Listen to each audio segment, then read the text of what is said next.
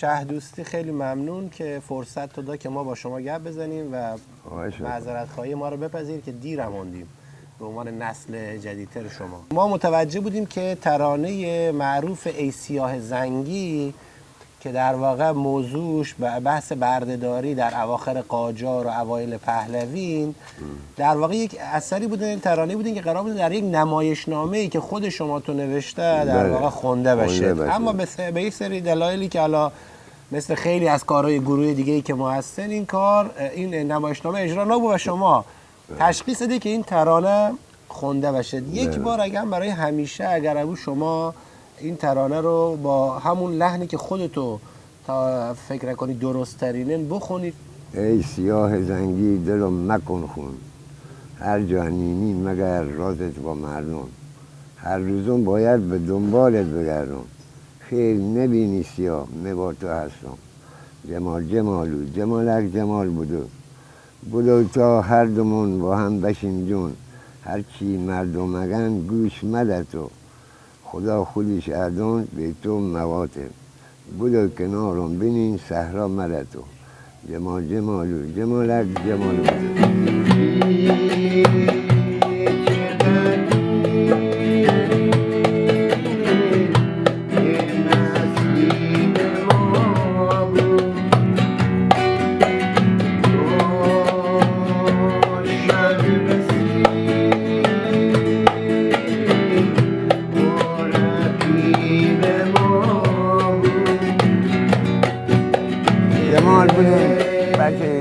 پوسی بودن که حساب زندگی چکر باشن به این بچه خیلی ظلم شاگرده مثلا اونسونی که به این جا منزل شده صاحبش هستن اما صاحب ارباب که دیگه این اپس ایشون برای تا تو اصلا بی خیاله بودی بچه حریف یعنی ما نالیم کجا نستن.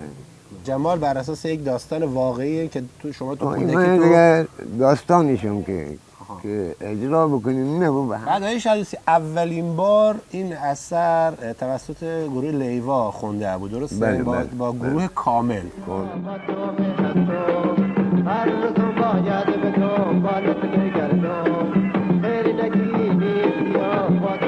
چه سالی یاد تو ها و کجا ضبط که؟ ما تلویزیون ضبط میکنیم برای اولین بار فکر کنم سالون 50 خورد یک بین 50 و 51 بعدش همین مرکز دقیقا ذهنم نینه همین مرکز خلیج فارس. بله خلیج فارس همین تلویزیون خلیج فارس که بعد از چند مدتی دو سه ماه دیگه رفتیم پاپ شیراز به ما دعوت شد که رفتیم اونجا دیگه آهنگو ضبط میکنه 1 ساعت برنامه که برگشتیم بنده دیگه رو منوال خودم دیگه کار میکنه چون ما تو فرودگاه و هتل بام رو کار میکنه برای امرار معاشمون نه به خاطر چیزی.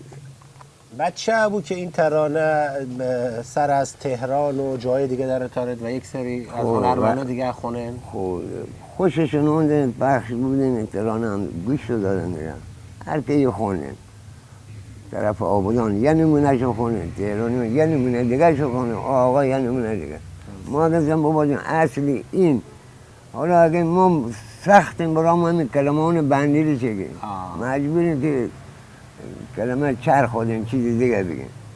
من حالا هر تو خود رو دوست دارم ولی خواهش کنم که دست زیاد توی آهنگ نیارید. آهای سیاه زنگی دلم نکن خون وی تو رفتی کجا منم چو مجنون.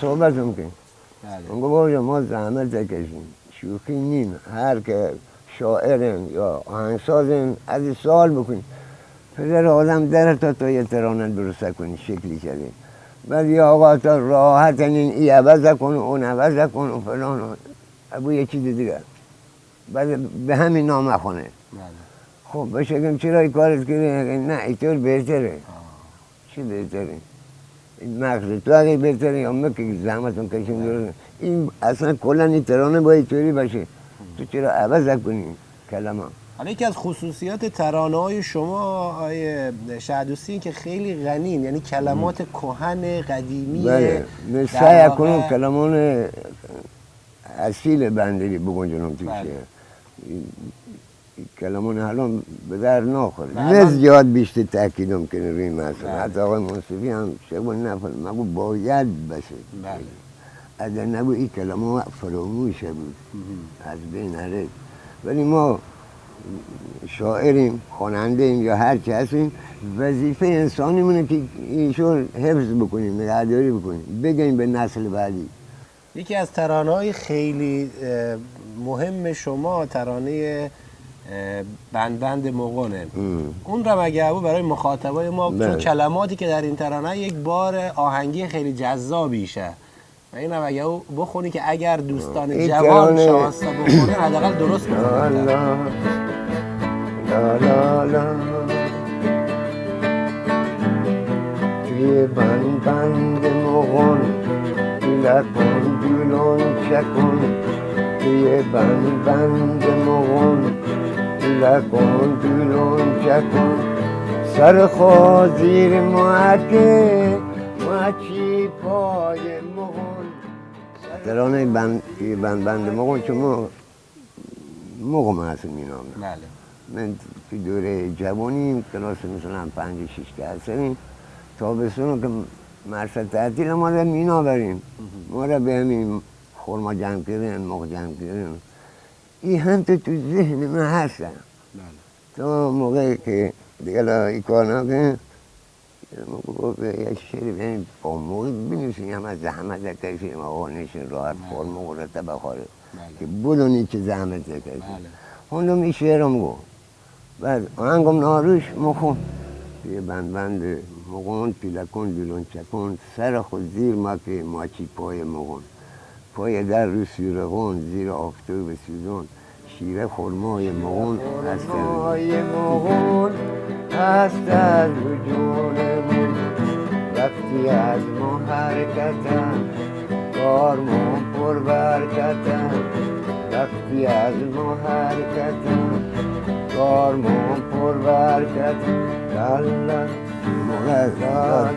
میشن یه نه هست اکثر ما لخت داریم کپره نگر منه این وقتی با موقع جمع کرده خورما تو اون زنبیل یا او پری هستن سر که ما نبانه ای از پایین پری این شیره تو چه کشکه رو جون آفته گرم خلاصه ما بودیم مشتام اومده تا روزی که جمع واری بشه. شما فکر کنم بالای 80 تا ترانه تو گفتن درسته یا شاید هم بیشتر؟ گفتن خیلی چی نبودن، خونده نبودن، اجرا نبودن یا کسی خیلیشو نشنودن.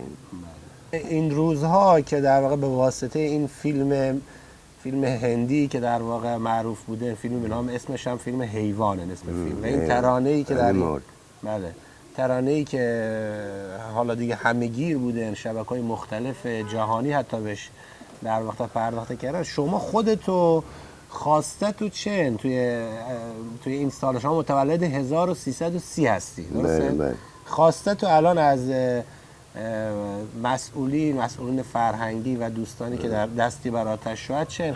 اگر آقا جان ما سالهای سال گفته ما 40 سال راکت موندیم چرا نتایی برنامه ریزی کنیم که شد بخونیم ما به گوش مردم برسه خیلی ترانه هم مثلا دوستان ازم پلون نخونم ایران گوی ما نشنید اگر من نشنیده خونده نبودن اگر من مثلا سیازنگیشو شنیده خیلی تا چی که کوی هم فهمد ولی ایشو خونده نبودن من اکثرا سعیم کنم رو بازیون بومی تکیم کرده که این بازیون به گوش گفترون هم برسه بفهمین بابا و کسی که ترانه این هوا گفته نخوندین پولیش هم از زدن جیب خب بفهمین من چطوری زندگی کردم اقلا هم یه سری به من بزن ما نه از نظر مادیات چیزی ما نه ما درجهی به ما آدم و کسی که بیم اشناسه بریم کافی ولی تو مرد حساب بیا ببین زندگی من چیه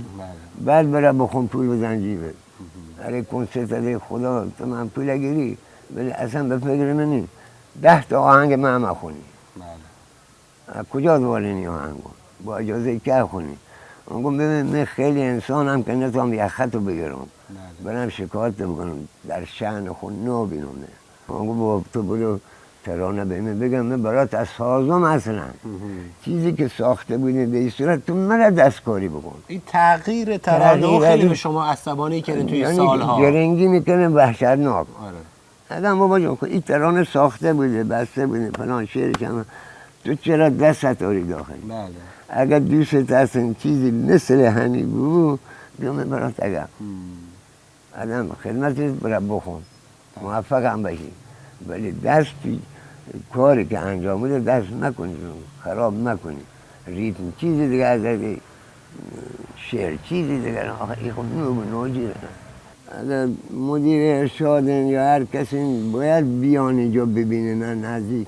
خب من توضیحات آدم نافهم کل ما توضیح میدم باشه الان میام یه فلان و هیچ کلام میگم بابا ما در عذابیم نوتونیم یه هنرمند ارزشش همین باید توی خونه که ریسری خراب نبودین بینینه یه اتاق من الان یه پرکی کفته شانس ما رو سرمونه کرد. فهمی؟ خود دیگه خونه که 60 سال خدمتی دیگه بنیه اینی قدرت اینی مثل خامله حواظ بودن که آزرده بودن ای دل سر در گریبان بودن ای دل به تنهایی عادتی کردن ای دل بی پروا و مجنون بودن ای دل اگر غم و غصه بسن بیدل که خونی جوشن سزاوار ای دل